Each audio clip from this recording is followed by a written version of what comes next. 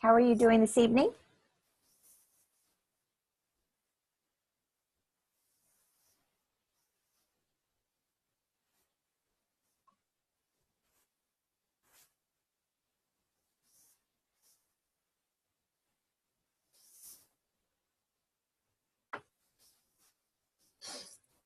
Welcome, Dee. Can you hear me okay? There is Miss Linda. How are you this evening? Hey, Dee. Tell me about the prize that you won.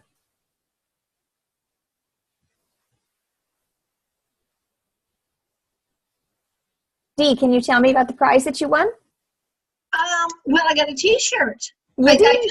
I just heard you. Yeah, I got a T-shirt for the Better Health Challenge for that. So, and Congratulations. That's awesome. I got twice last week. I was so excited about that. You did. What did you get? I haven't gotten it yet. I think the first one is some glucogel because that was one of the things that I talked about how much I loved so much. But I'm not sure what the other one is. So wonderful. Very exciting. Now I'm in here twice, so let me get out of this one. Okie doke. Terrific. Wonderful, wonderful. Melissa, happy belated birthday. Hey, thank you so much. How was your event last week? It was great. It was really, really good. We had about 10 people there, and it was at my mom's house. Good. And so we're going to have one every second Thursday of every month. So I'm kind of excited about that. So you've overcome your fear? I'm working on that. It went really well. Kelsey, my upline, came down, and I did the first 3 parts, and then she did the rest.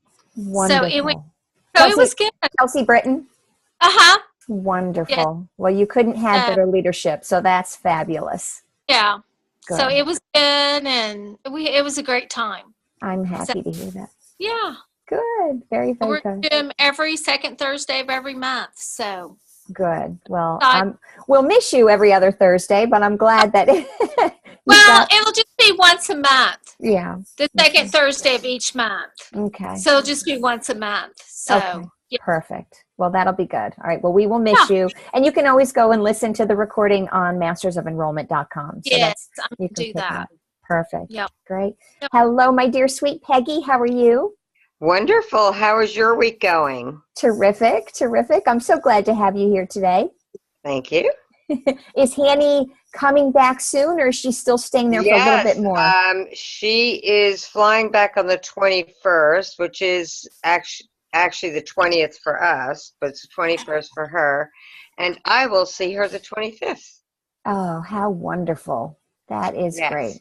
So I will be going up to New York, and it'll be awesome. We'll work with the team there. Oh, good. Well, I'm glad to hear that. Great. And Miss Lanny, I saw you jump on. Yes, I did. How are you, honey bun?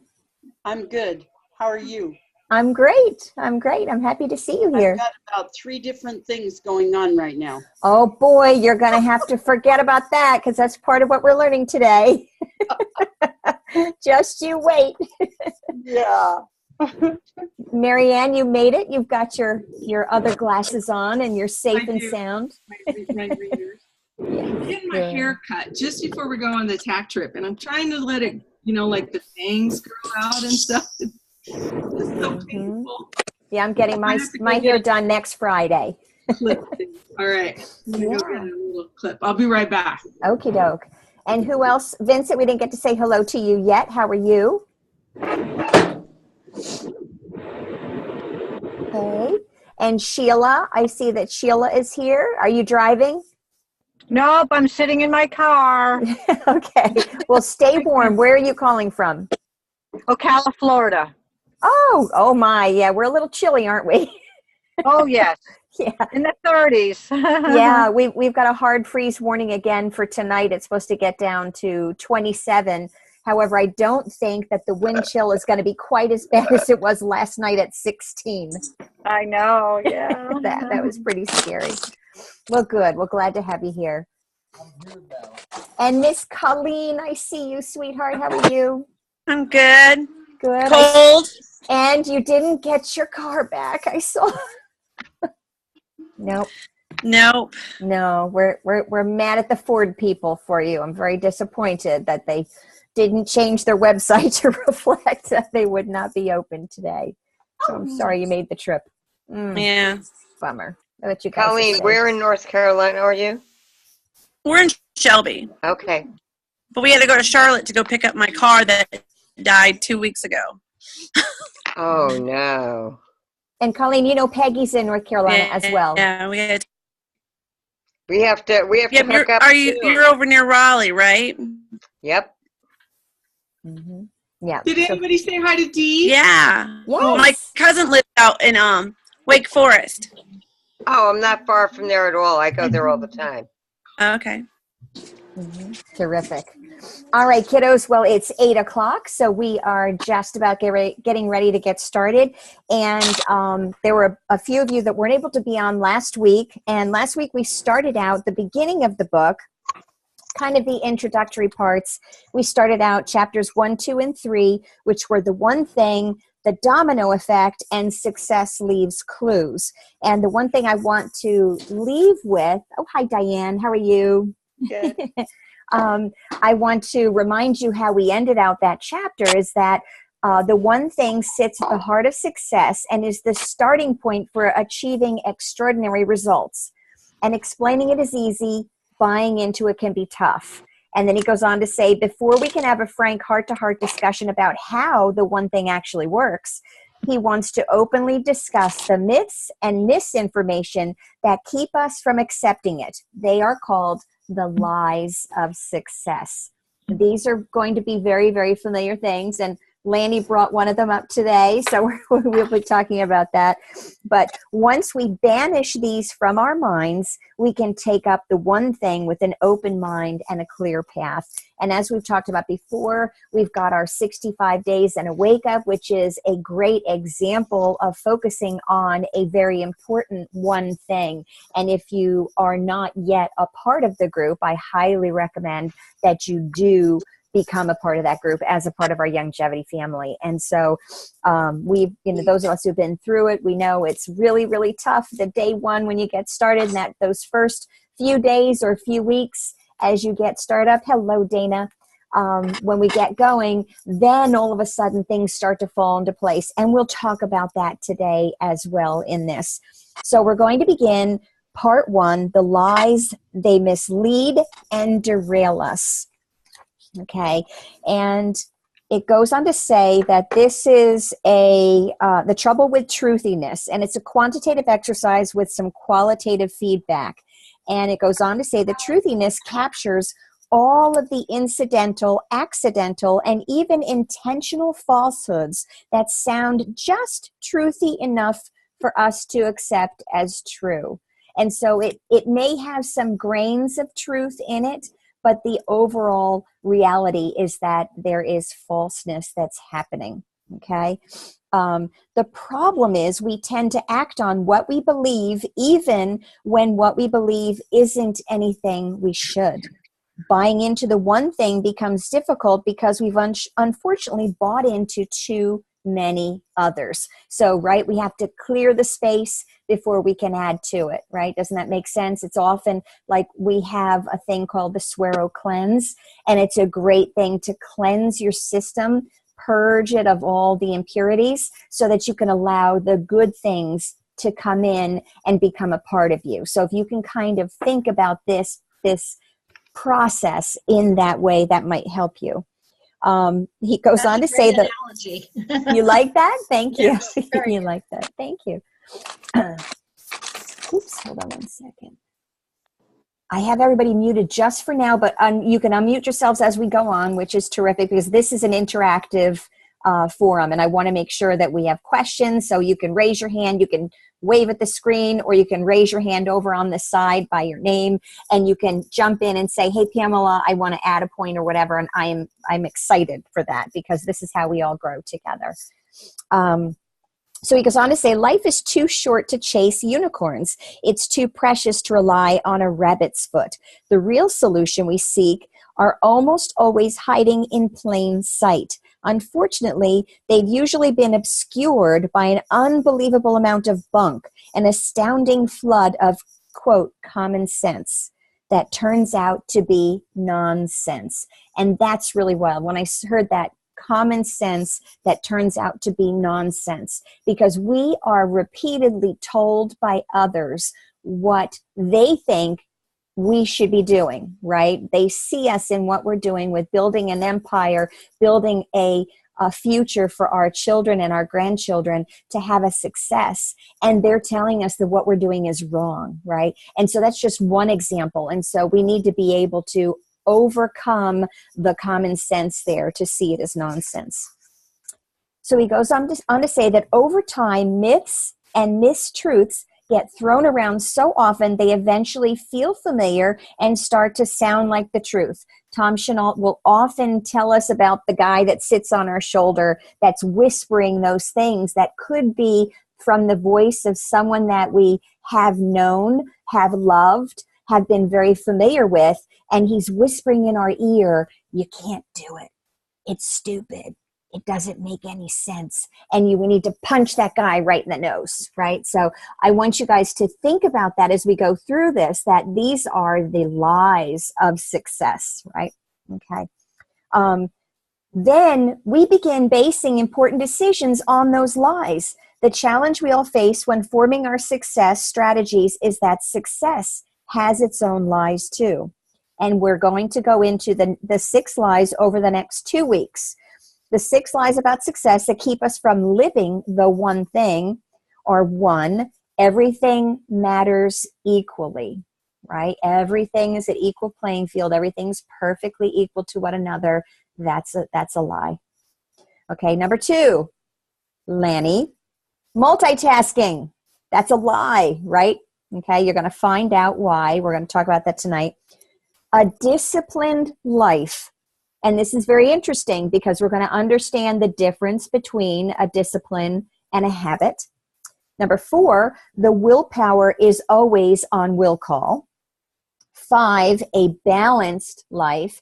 Have to keep everything in balance, right? Remember, the one thing is the one thing. That should be the most important thing. And 6, big is bad, right? Okay, so the 6 lies are beliefs that get into our heads and become operational principles driving us the wrong way. Have you ever gone on a trip to a place that you haven't been to before? And as you're traveling, and you may even be using GPS, and sometimes the GPS is outdated, and you can see it as you're driving, and you see the road is continuing in a certain way, and it's telling you to get off the road, or it's telling you to go straight when you know the road has to curve. And you're going, wait a minute, wait, hold on. I need to go that way. And then you have to go find a turnabout and figure your way to get back on the right path. That's exactly what these lies of success do to us. They put us on the wrong path. And so if we're going to maximize our potential, we're going to have to make sure we put these lies to bed. So now we're going to go on to chapter 4, which of course is about everything matters equally. And I love the quotes that are sprinkled throughout this text. Things which matter most must never be at the mercy of things which matter least. That's by Johann Wolfgang von Goethe. And so I want you to keep in mind all of these little thoughts, and these should become things. If you can write them down, put them up on a mirror, put them up at your desk so that you can have things to remember as you go through this process. So Gary Keller goes on to say, equality is a worthy ideal pursued in the name of justice and human rights. In the real world of results, however, things are never equal. Okay, so no matter how a teacher grades, no 2 students are equal. No matter how fair officials try to be, contests are not equal. No matter how talented people are, no 2 are ever equal. A dime equals 10 cents, and people must absolutely be treated fairly. But in the world of achievement, everything doesn't matter equally. Equality is a lie. So you have to understand that this is the basis of all great decisions. And how do you decide? When you have a lot to get done in the day, how do you decide what to do first? Okay, so think about this. As kids, we did things we needed to do when it was time to do them, right? We had a very, very specific schedule. It's breakfast time. It's time to go to school, right? Time to do your homework, time to do chores. It's bath time, it's bedtime. We had these as consistencies that put us in a place of what we needed to do. We didn't really have a choice, right, as kids. Then we got a little bit older, right, and we were given a measure of discretion. You can go out and play as long as you get your homework done before dinner, right? So there's a cause, or there's a stipulation that goes along with it. And then later, as we become adults, everything became discretionary. It all became our choice. And when our lives are defined by our choices, the all important question becomes, how do we make good ones? And that's where we mess up, right? We become overbooked, overextended, and overcommitted. Who's ever felt that way? I want to open up.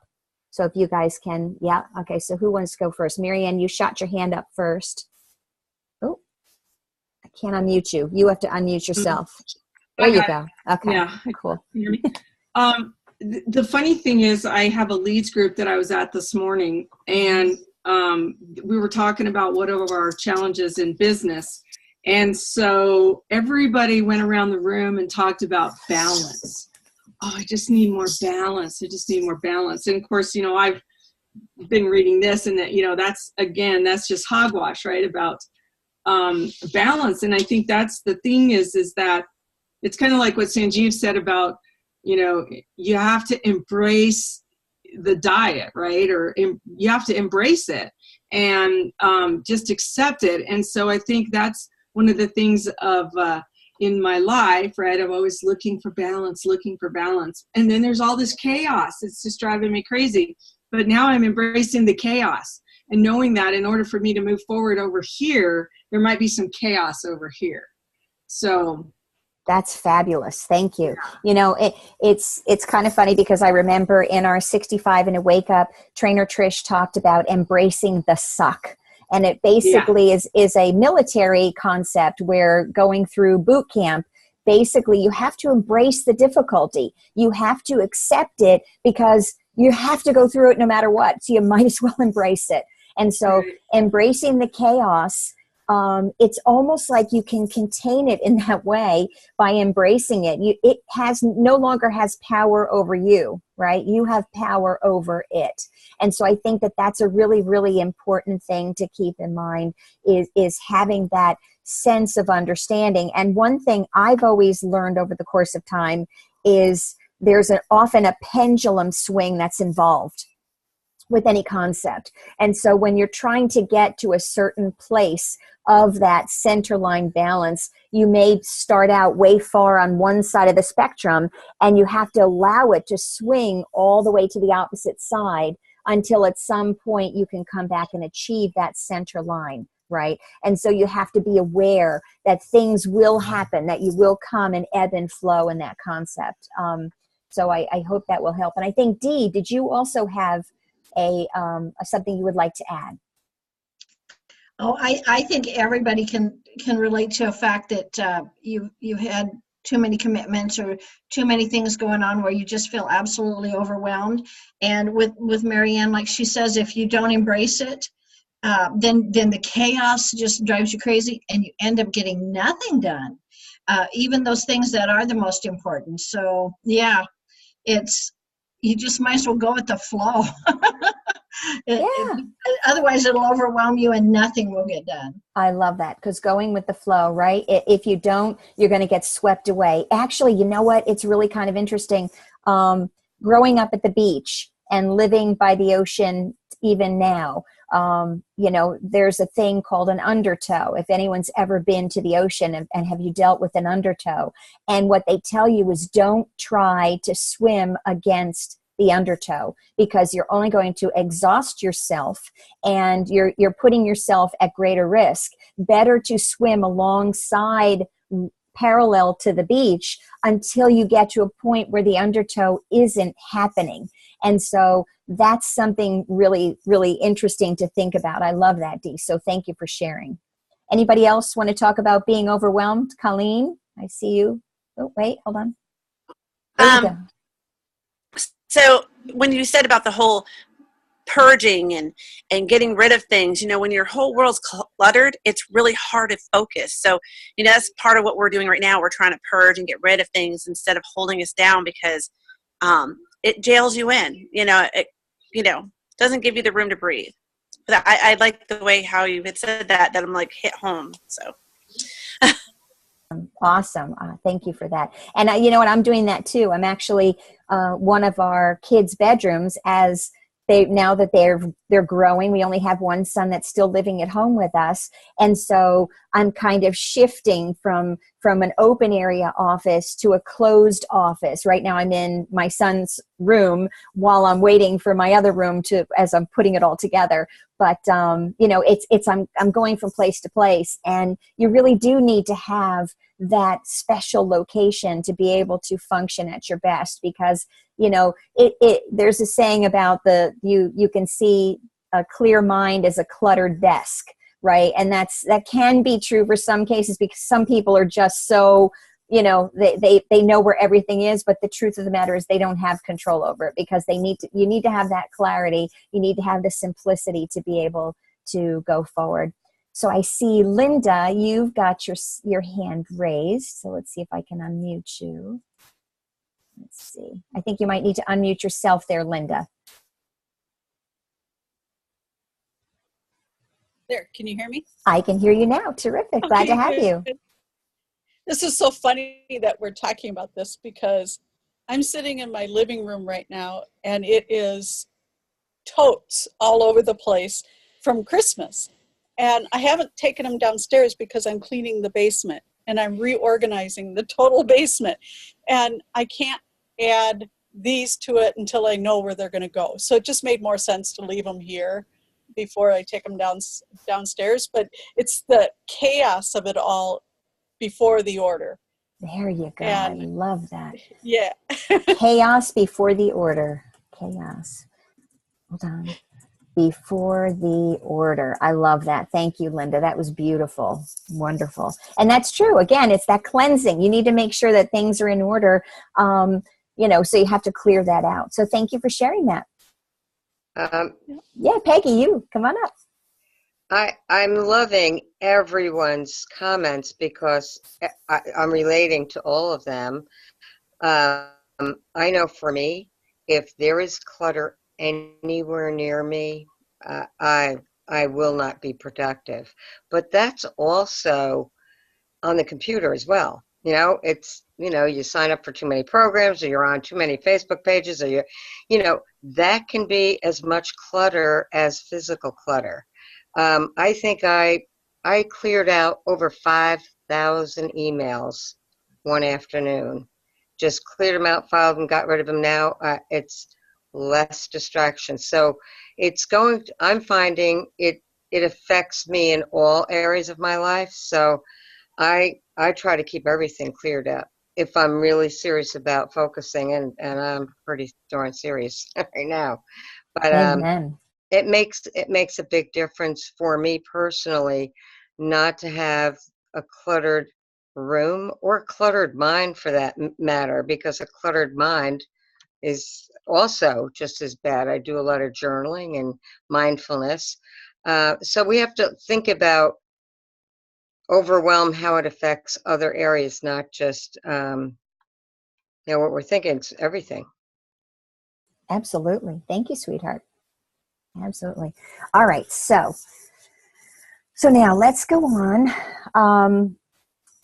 Gary Keller continues to say, lacking a clear formula for making decisions, we get reactive, right? How often does that happen? We get reactive and fall back on familiar, comfortable ways to decide what to do. How about that? Things get so hairy, all of a sudden we just go back into okay. And it was interesting, because in the 1-star and above call today, Tom Chenault made reference to a confused mind does nothing.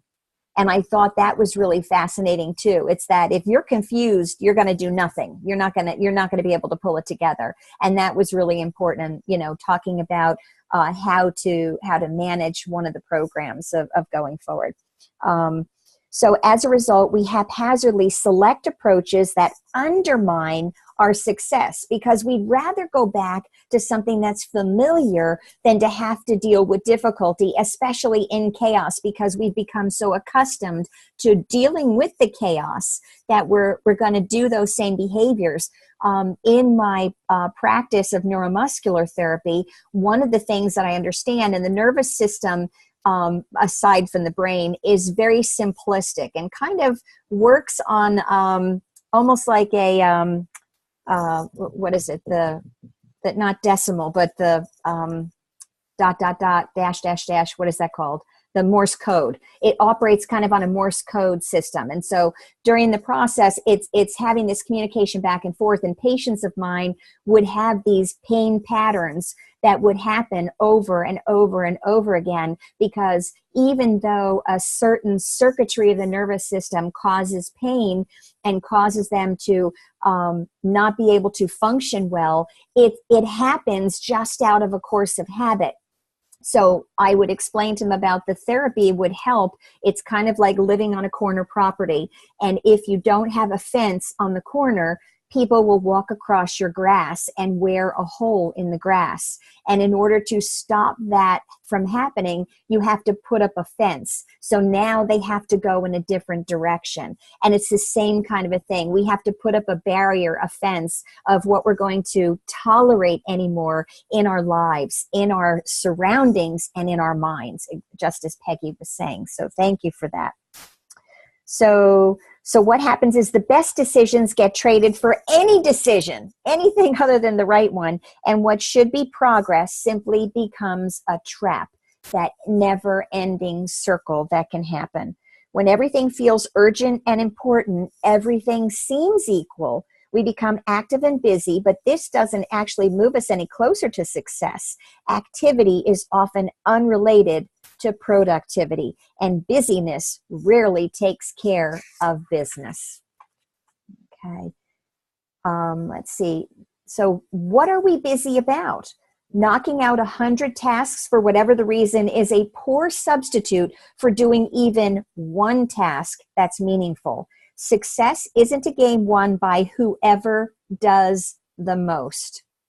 The things which are most important don't always scream the loudest. Isn't that interesting? And so often for me, when I'm praying, there has to be a source of peace where I can have that quiet and clear my mind so I can hear what God's plan is for me, what his direction is, what I'm supposed to be doing, as opposed to what I think I should be doing. And so that's something that's very, very critical, is to shut off all the noise that happens in our lives. And sometimes that's really hard when you have people in your life that are creating chaos around you, and they may not even understand what they're doing is problematic, but you need to be able to, with dignity and grace and love, be able to step out of it and choose to not participate in the chaos that's happening. And this takes practice, right? It's hard. Linda says, the computer has cluttered her life and she just wants to turn it off. And that may be, again, the swinging pendulum. You may need to turn it all the way off until you can come back to a point where it will be functional for you. A confused mind does nothing. Put up a fence in our minds of what we will tolerate. Absolutely. Okay, so much ado about nothing. We need to find you can have moments of clarity jotted down on paper. He's talking about to-do lists. Though lists are invaluable, they have a dark side. While to-dos serve as a useful collection of our best intentions, they also tyrannize us with trivial, unimportant stuff that we feel obligated to get done because it's on our list, right? Oh my goodness, if it's on the list, I have to get it done. And then you feel bad about it because you didn't get what was done on your list. And then you start self-deprecating. It becomes this horrible, horrible process. This is why we have that love-hate relationship with to-dos. If allowed, they set our priorities the same way an inbox can dictate our day. So tackling the tasks in the order we receive them is behaving as if the squeaky wheel immediately deserves the grease right now, as soon as it happens. Achievers, on the other hand, operate differently. They have an eye for the essential. They pause just long enough to decide what matters and then allow what matters to drive their day. Achievers do sooner what others plan to do later and defer perhaps indefinitely what others do sooner. Achievers always work from a clear sense of priority. I will tell you, this is the way that I got through 65 days in a wake up. I had to do it first thing in the morning, because if I didn't, I would have tripped and stumbled and gone through the little things that come up throughout the day, and I never would have made it through. So that's why if I were up at 3 or 4 or 5 or 6 o'clock in the morning, if I happened to wake up and I had anything going on, I'm going to go to that and start doing a positive focus on it. And that was the way for me to do it, because I had intentionality. I planned the day, and I would say at the beginning of the day, here's my CSI 1, here's my CSI 2, and then I would come back and fill in all the details, because there was no way I was going to let that day go by without doing my 2 coffee shop interviews and my 1 3-way in a given day. And so that would be my recommendation to you, is when it comes to that point, get the stuff done first, right? So the to-do list can easily lead you astray. A to-do list is simply the things you think you need to do today. They inherently lack the intent of success. They're just survival lists, getting you through your day and your life, but not making each day a stepping stone for the next, so that you can sequentially build a successful life.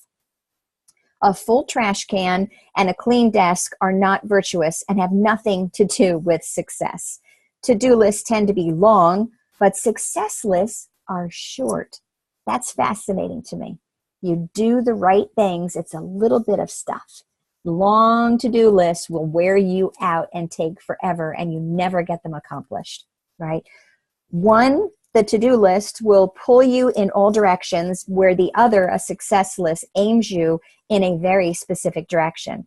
One is a disorganized directory, and the other is an organized directive.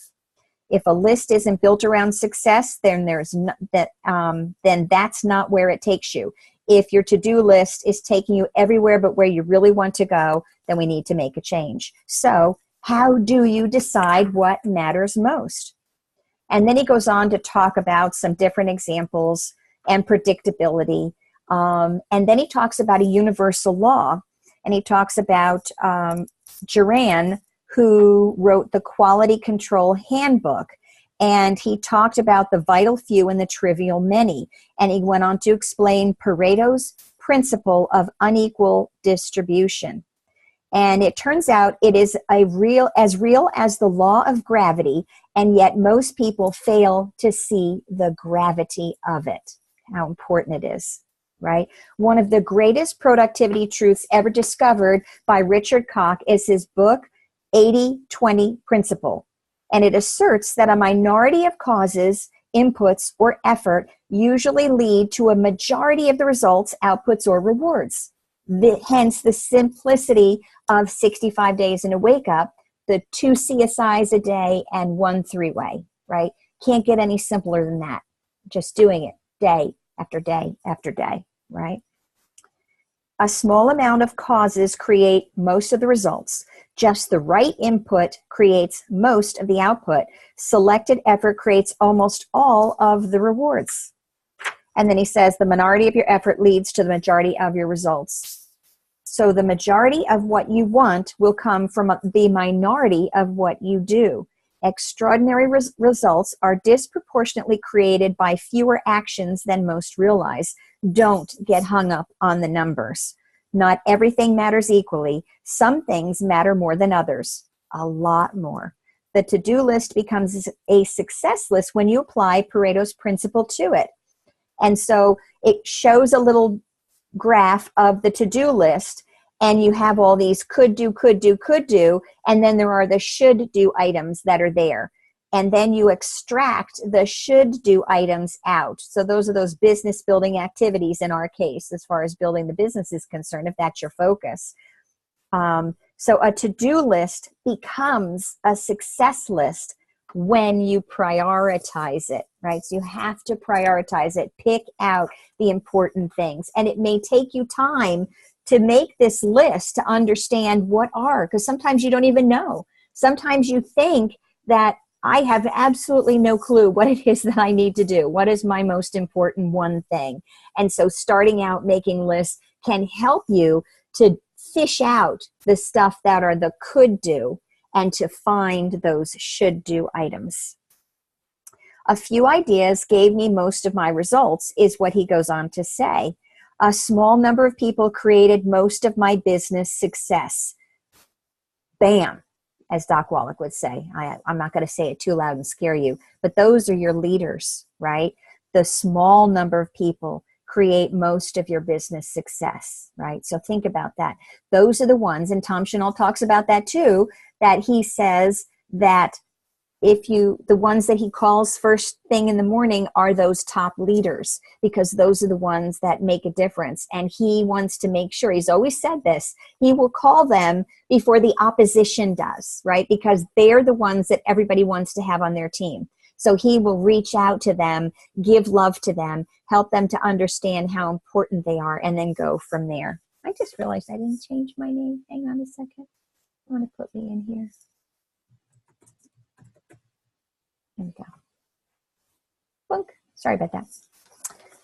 Okay, so when we talk about Pareto, now we can say there's an extreme Pareto, because he wants us to take that even further. Take it to an extreme. Go small by identifying the 20%. And then I want you to go even smaller by finding the vital few of the vital few. So if you go from 25 on your list to 20% of that to 5, and 20% of that to just 1. Think about that, finding that one thing. No matter how many to-dos you start with, you can always narrow it to 1. And this is where it kind of helped me to think about it in a mathematical term of an asymptote. I don't know if any of you are familiar with that, but it's where a curve is continually coming closer to a point, and that asymptote doesn't actually touch the point. So the point in this instance would be 0. So you want to get it down as low as you possibly can to that one thing. And so for me, that visual of that curve getting down as close as you can, and we're extrapolating. We want to extend the application assuming existing trends. So as you go further and further in the process, you're going to make it be more intense. Kind of think of it about what we do with essential oils, right? They are very, very intensified, scents, oils, herbals that you don't need very much to have a very big effective result. It's the same kind of a concept. So like you'd need 1 drop of essential oil, you need one thing to find that level of success. So keep going. You can actually take 20% of the 20% of the 20% and continue until you get to the single most important thing. Develop the mindset that you will whittle your way from there to the critical few and not stop until you end with that essential one, the one thing. So one idea out of 100 is Pareto to the extreme. That's thinking big but going very, very small, and applying that one thing to a business challenge in a truly powerful way. The inequality of effort for results is everywhere in your life if you will simply look for it. And if you apply this principle, it will unlock the success you seek in anything that matters to you. This can be critical to your business, to your family life, to your personal relationships. There's so many different things, to your spirituality, to your relationship with God, all those things that you can do. What can be the one thing that would be more important for you in whatever it is that you're trying to grow in, right? There will always be just a few things that matter more than the rest, and out of those, one will matter most. And internalizing this concept is like being handed a magic compass And this is something that I learned from a trainer friend of mine, Mark Januszewski, is you need to follow the compass, not the clock, okay? Basically, your direction matters. As long as you keep going in the right direction, you will get there. Again, 65 days and a wake up. If you keep going there every single day in the right direction, you will get there. Will there be times that you stumble and fall back and may have to start again? Absolutely. It's a difficult process, but you're growing. Even if you were to go back to day one, you're still better than you were on your first day one. So I want you to always remember that. So follow that compass. I actually have on my desk a little compass to remind me of that. It's a play compass from my kids, like a little toy thing. But I always have it there on a little keychain, and it's there to remind me to always keep going in the right direction. So here are the big ideas from this chapter 4. Go small. Focus on being productive. Allow what matters most to drive your day. Go extreme. That core activity goes at the top of your success list. Say no. Not now to anything else you could do until your most important work is done. And sometimes that has to be said to a person, and sometimes it has to be said to yourself, right? And sometimes that's the toughest, because you have that little guy on your shoulder that's trying to tell you, and you think it's a part of you, and it's trying to tell you to do something contrary to what is going to give you the most success. And so you have to learn how to say no. Excuse me. Don't get trapped in the checkoff game, right? If we believe things don't matter equally, we must act accordingly. Sometimes it's the first thing you do. Sometimes it's the only thing you do. Regardless, doing the most important thing is always the most important thing, okay? So have any questions here before we go on to chapter 5?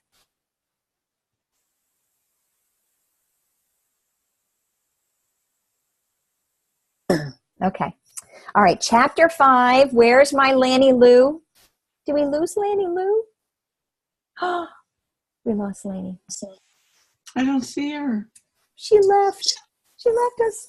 All right. Well, I know she was multitasking. Here we go. That's where we are right now. Chapter 5, multitasking. Okay.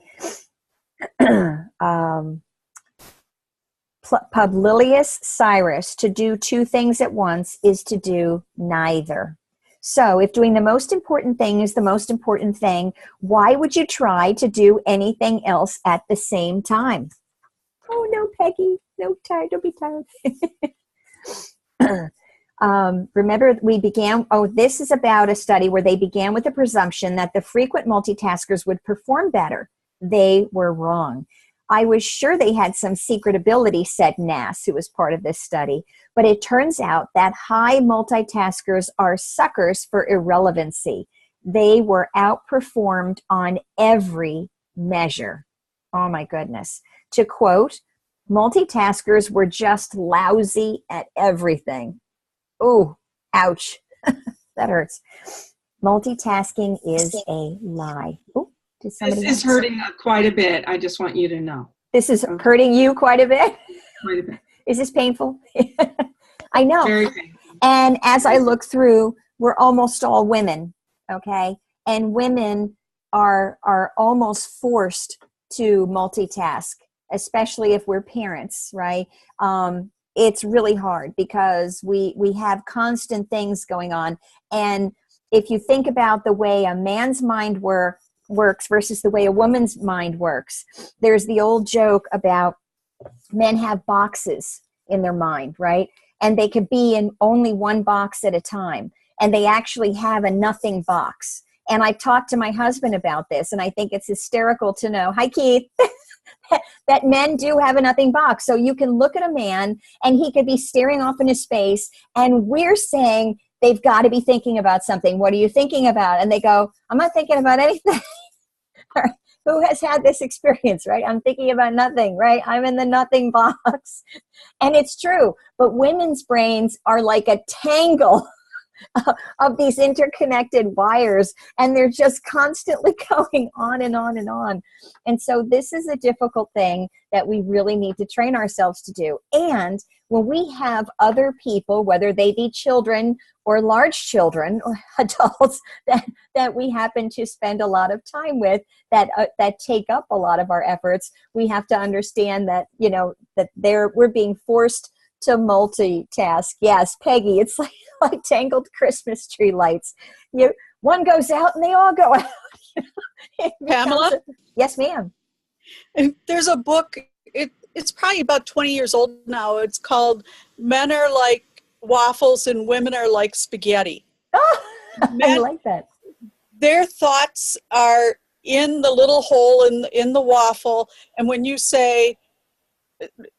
jump to a new topic, they have to leave that hole and go to the next box and then go operate in there. Where we're like a plate of spaghetti where everything is tangled together and it just all interweaves. And so anyway, it's a book about communication, but it was just explaining how women tend to think versus how men tend to think. I love it. Thank you, Linda. That's wonderful. And you know what? It's really funny because I know how I am. I think about spatiality a lot. And so when I'm doing things in the house, I'll think, okay, I've got this part of the laundry done. And when I take this from here where I folded everything and I'm going to go put this back in this room in the drawer, while I'm in there, I'm going to go pick this up and then I'm going to go back. And then so it becomes this constant flurry of activity, and oh my gosh, I have my one store and above call, but wait, I have to take Gavin to college, and it's like back and forth and back and forth. So yeah, Colleen, you have something. What you have, honey bun? Well, I'm always like the squirrel, you know, like the movie Up. I'm like the dog squirrel. You know, I get on a task and then all of a sudden it's like squirrel and I'm on something else. So that's the way my multitasking takes me. It's crazy. But I love it. Thank you. And Marianne, I'm chuckling over here. A man wrote this book. Right.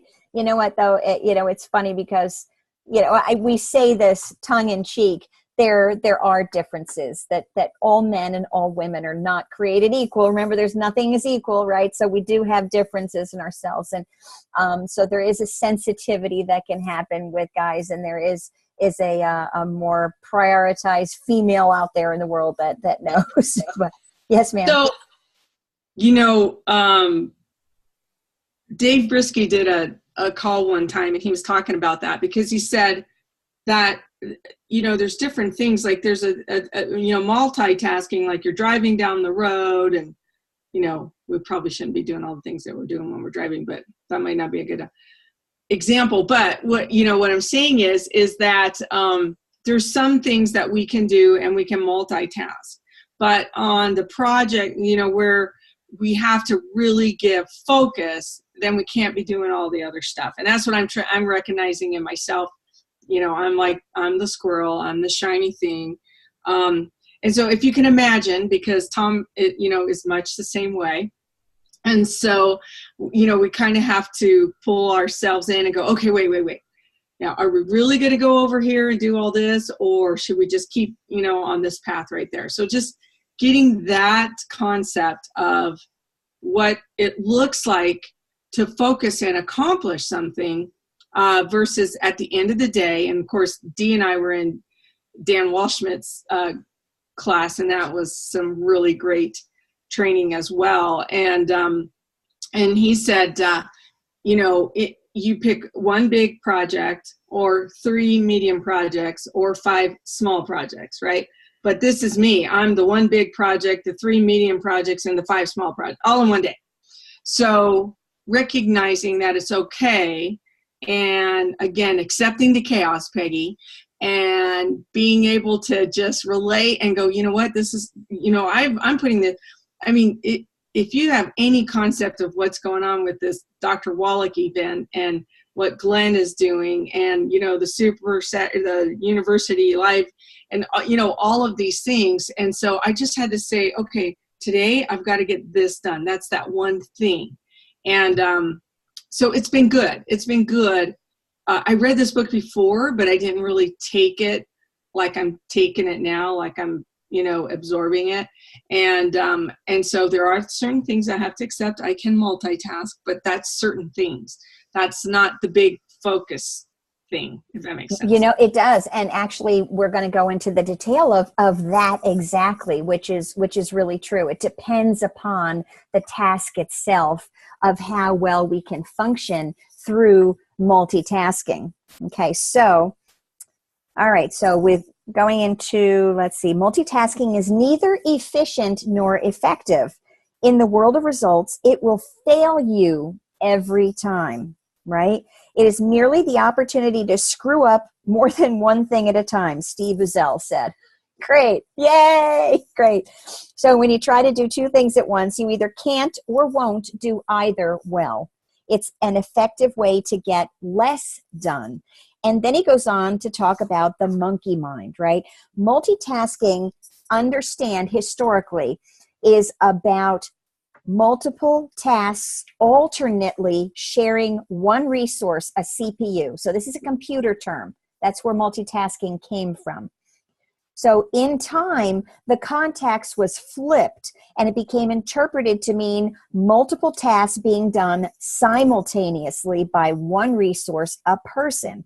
So even computers can process only one piece of code at a time. When they multitask, they switch back and forth, alternating their attention until both tasks are done.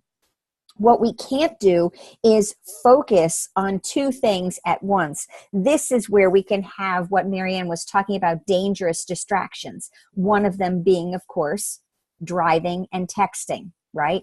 That's a dangerous distraction because you need to be doing that important task in order to be safe, and you can't have your attention taken away from it, right? There are potential tragedies, and people are trying to do too many things at once and forget to do something they should do, right? It's not that we have too little time to do all the things we need to do. It's that we feel the need to do too many things in the time we have. Distraction, disturbance, disruption. Staying on task is exhausting, but we're fooling ourselves. Multitasking is a scam. And Billy Collins summed it up well, talking about multitasking and saying that a Buddhist would call this monkey mind.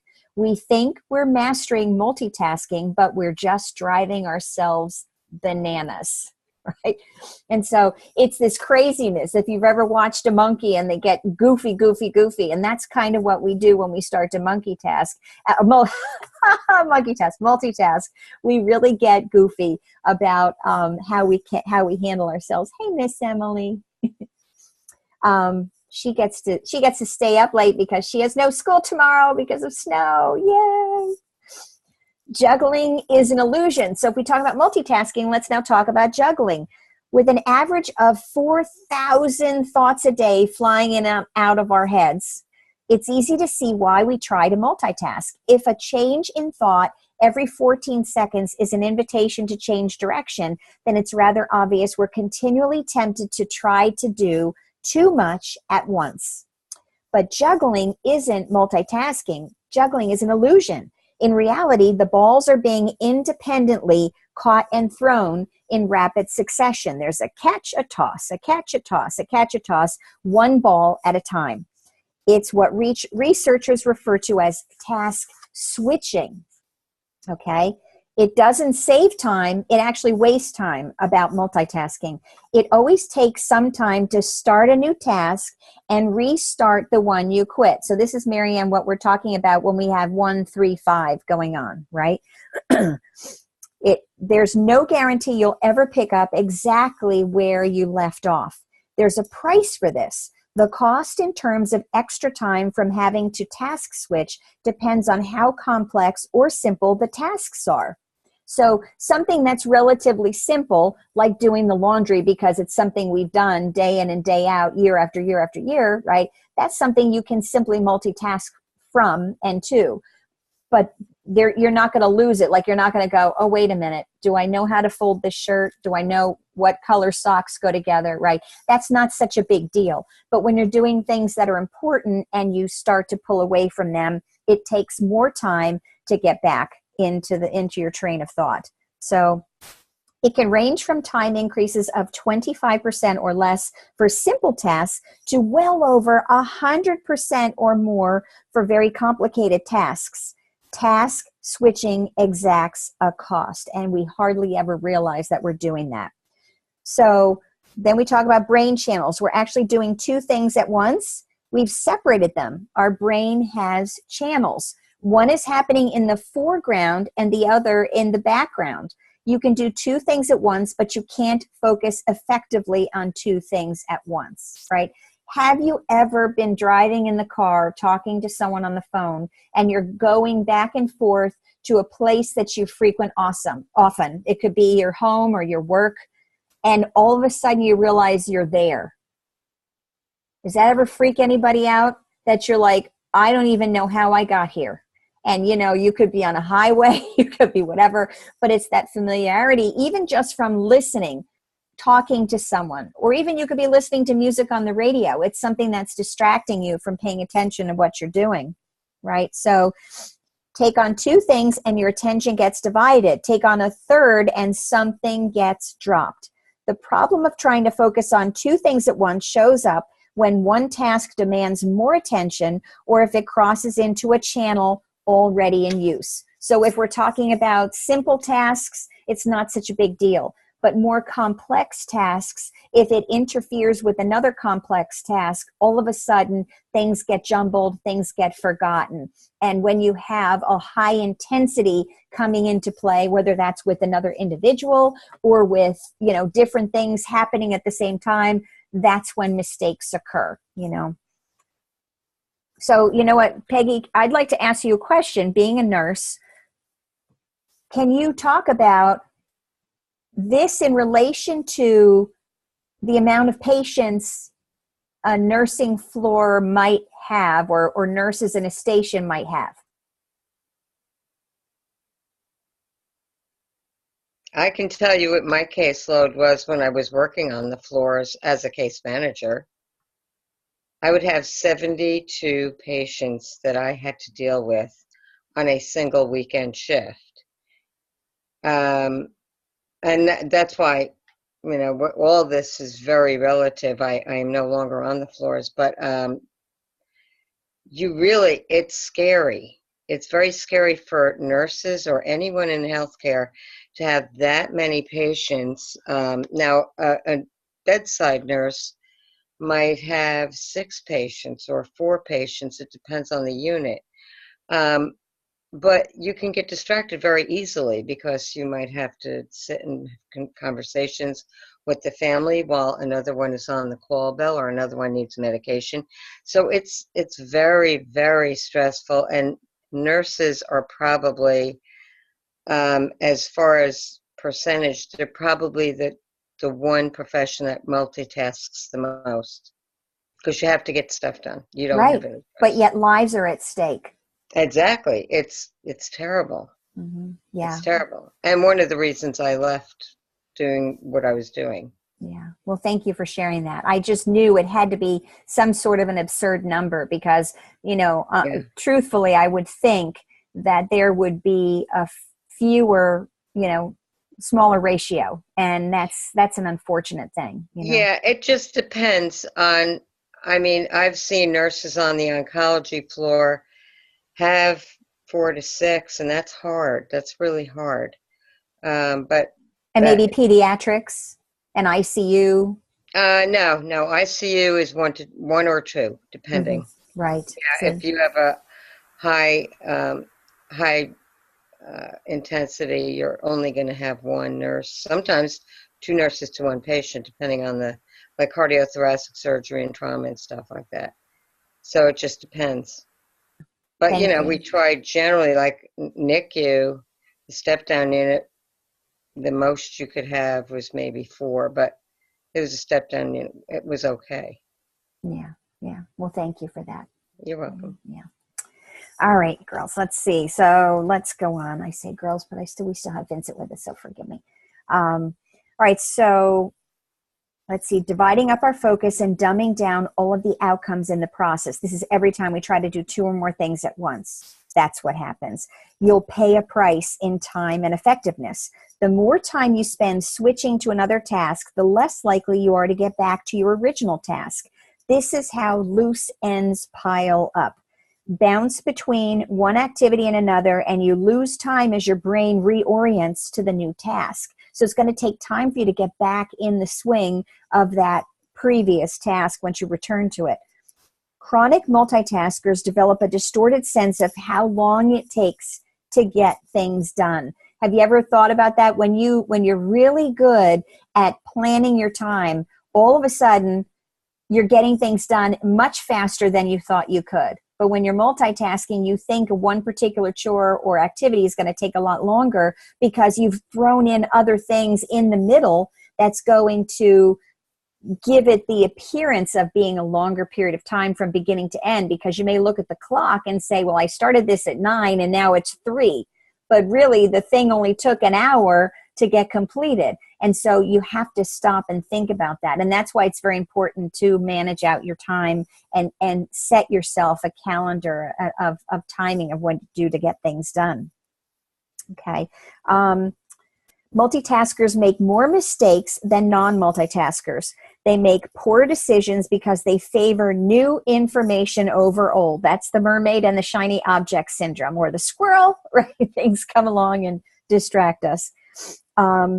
Even if the older information is more valuable. So we'll go for the new shiny thing rather than the old tried and true.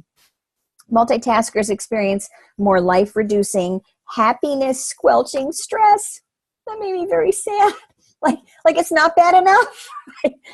We're doing too many things, and then we end up in a worse situation with how we feel about ourselves and the world. Media multitaskers actually experience a thrill when switching, a burst of dopamine that can be addictive. That's interesting. Without it, they can feel bored. Multitasking slows us down and makes us slower-witted. Hang on for just a second.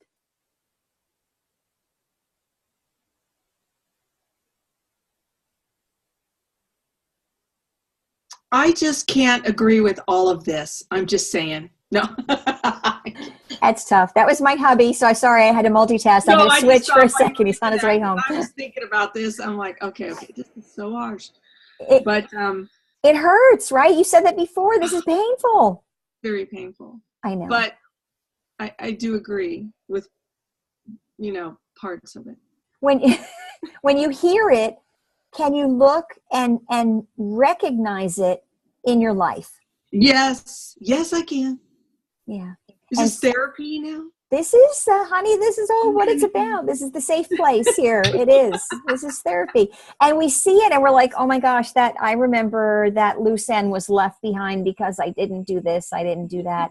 And, like we talk about clearing our space. How long would it actually take if we were to just dedicate the specific time to getting it done, right? And that's to say that you have the physical capacity, the wherewithal, and the resources to do something. But if we just hunker down and do it, and that's interesting too, because it's one of the other things that Mark Januszewski taught me in a program that I went through with him, is that when you accomplish things on a daily basis, you feel better about getting other things done. So you start to reward yourself for things that are maybe minor, and you can set an idea to get done, like, oh, I'm going to A, put away the Christmas decorations, or B, I'm going to clean out my closet, right?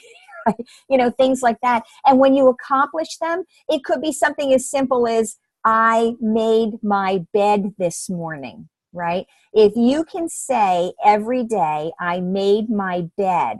And this, I actually learned this from a military guy who came and spoke at our church. And he was saying that no matter what, at least if you make your bed in the morning, you've accomplished something. And so it's very important to feel good about accomplishing things, even if it says, I just took my Christmas decorations down on Sunday and I'm not all the way done.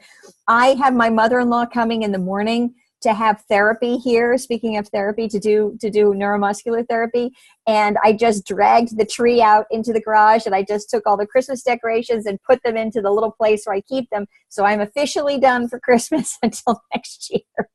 But it's funny, and sometimes it takes something else to push us, right? And so setting goals and setting dates and times. And so if your greatest fear is about having people come over to do an event at your house, set an appointment for one.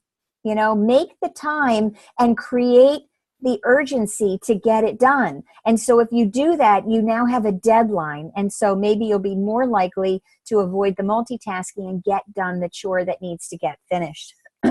We're almost finished here. We're just going to finish chapter 5. Okay, let's see. So now we're slow-witted. Now we know we're not getting anything done, and we're stupid. So we feel really good about ourselves today, right? So now here's the other thing that's really important. Do we not value our own job or take it as seriously? Why would we ever tolerate multitasking when we're doing our most important work? Your work deserves no less respect. We each not only have a job to do, but a job that deserves to be done well. If we really lose almost a third of our workday to distractions, what is the cumulative loss over our career? Ooh, wow. So the people we live with and work with on a daily basis deserve our full attention. When we give people segmented attention, piecemeal time, switching back and forth, the switching cost is higher than just the time involved. We end up damaging relationships, right? So again, this is not just about our career in longevity. This is not just about being more successful, getting things done. This is about success in all aspects of our life, in our relationships. And so some of you and I have talked about the importance of creating a sacred space for relationship building with our family, whether it's with our children, our spouses, our parents. You know, all those things are very, very important to give respect to. And you need to, right? It also can affect your health, right? So we need to make sure that we pay attention to the things that matter and give it the respect that it deserves. So the big idea is the summary of this chapter 5. Distraction is natural. It's not going to go away. They're going to be there. Everyone gets distracted, so don't feel bad about that. Multitasking takes a toll. Distraction leads to poor choices, painful mistakes, and unnecessary stress. Distraction undermines results. When you try to do too much at once, you can end up doing nothing well. Figure out what matters most in the moment and give it your undivided attention. It's never possible to do, although multitasking is sometimes possible, it's never possible to do it effectively. And so that's where we're going to end tonight. So we've covered a couple chapters. So for next week, we're going to cover chapters 6 and 7. How about that? We'll try the 2 chapters because I think there's so much important material in here. I don't want to shorten it and go in because we could have gone through the 3, but I think the communication is just as, if not more important. So with all of that, anyone have any questions or comments that you'd like to add? Just unmute yourself or raise your hand. I just want to say I've loved this, and I thank you again, Pamela. Thank you. But multitasking is not an easy thing to stop because think about it. If we've been doing it our whole lives, it's going to take a lot of skill and patience, more patience than skill. Well, skill too, because, you know, our brains are still firing all the time and they're thinking about this. And so, you know, I just want to add, I think that's something to pay attention to. It's a process. It is. Thank you very much for sharing that. And thank you for being here. I just cherish all of you to be here with me. You know, I just love you. And I'm so grateful that you allow me to come into your homes in the evening and to work on this together because we all grow from each other. Anybody else have anything that you want to share, comment, or ask? Okie doke. Well, we're just after 9 o'clock. Awesome, Marianne. Thank you for all you do. Thank you so much, honey. Thank you. Have a good Love week, you. everyone. God bless. Love you all. Be safe. There's a lot of icy, snowy weather going on all around the country, so please be careful. Yes, you too. All right. Talk to you. Hey, everybody. All See right. you next week. Thank you. Bye, Nancy. Goodbye. Love you. Bye. Have a good evening. All right. Bye, Vincent. Sorry, I'll have to talk to Vincent, make sure that we We didn't scare him too much, right? Bye, guys.